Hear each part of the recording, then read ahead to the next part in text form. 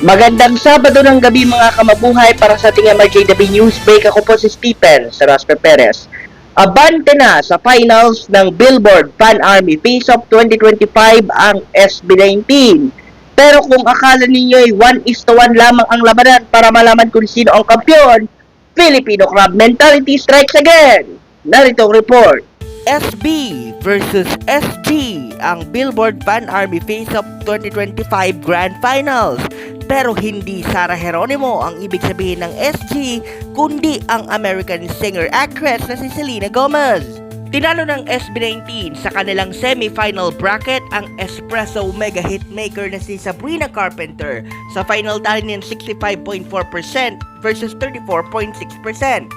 Habang ang kabilang bracket naman na pinaglabanan ni Selena Gomez at ng Smilers ni Miley Cyrus ay nakapanalo naman ang Selenators ng 53.5% versus 46.5%. Sa buong maghapon ngayong Sabado ay naging pukpukan ang bakbakan sa pagitan ng Selenators at ng 18 dahil umabot pa sa punto na nadehado ng ratio na 60 to 40% ang 18. Pero gaya ng kanilang isinisigaw buong kompetisyon, bomba ng bomba at mayroon pang isang fan page na biniro pa na bumomba pa hanggang sila ay sumabog na. Samantala, kung ang mga Selenators ni Selena Gomez ay nagpapakita ng respeto at healthy competition, bistado naman ng Mabuhay Radio News ang Filipino Crab Mentality at its worst dahil may ilang fan page na nakahukay ng isang user na fans ng Bini na nagsasabi sa mga kapwa Blooms na iboto sa Selena Gomez upang sila ay makapaghigante.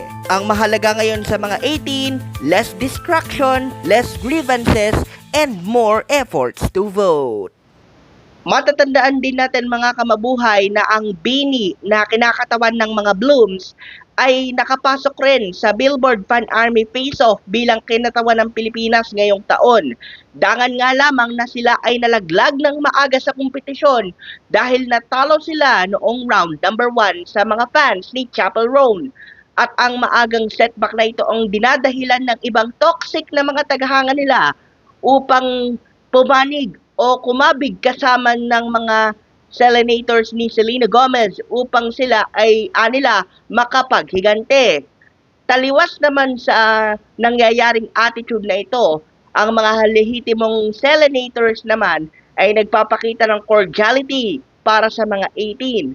Ayon nga sa mga posts na ating nakita at aming ibinahagi sa pamamagitan ng ulat na ito, ay aminado sila na dedikado at bigatin ang kanilang makakaharap sa katauhan ng mga 18.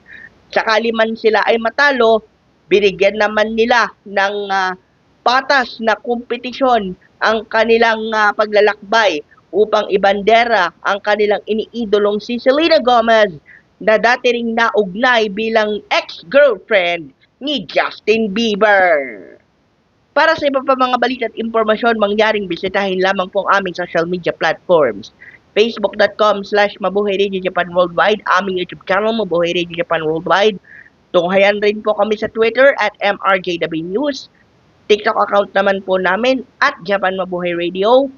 At official website po namin at www.mabuhayradiojapanworldwide.com.